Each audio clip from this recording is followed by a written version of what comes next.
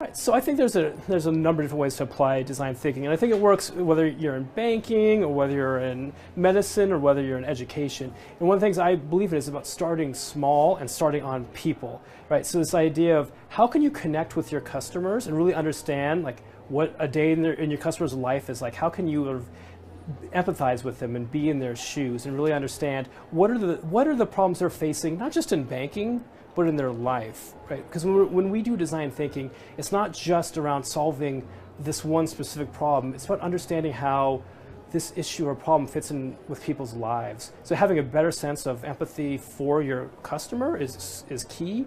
I think the second thing is, which I mentioned earlier, is how do you kind of prototype, word we like to use at the D School, but something small, right? So get to know, connect with maybe 10, 15 customers and really try new things with just that set of people rather than have like a giant initiative that is going to redefine everything, right? But how do you kind of start small and then build up to that giant initiative that's going to change everything? So I think design thinking contributes solutions that are grounded both in the experience of the designer and the experience of the people who are going to be using the product. So I think that's really exciting because you get the combined strength of two different experiences. But I also think it contributes solutions that reflect people stepping outside of the box and stepping outside their normal day-to-day work experience to come up with things that are sometimes really groundbreaking.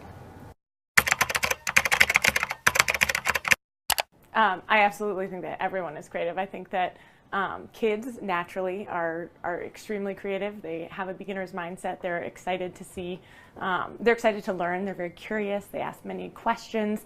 And I think that that's a quality that adults could retain.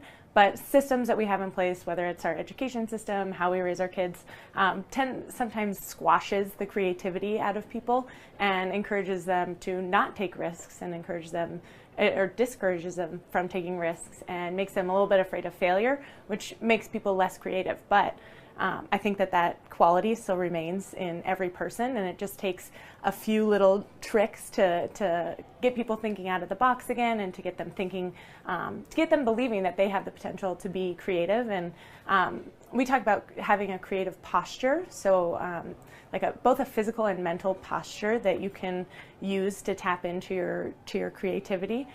We have different strategies that people can use, whether it's just going out and talking to someone or trying an experience that you've never tried before, or taking a break and just letting your mind be clear and blank. And we think those are some strategies that people can use to re-tap into the creativity that everyone has.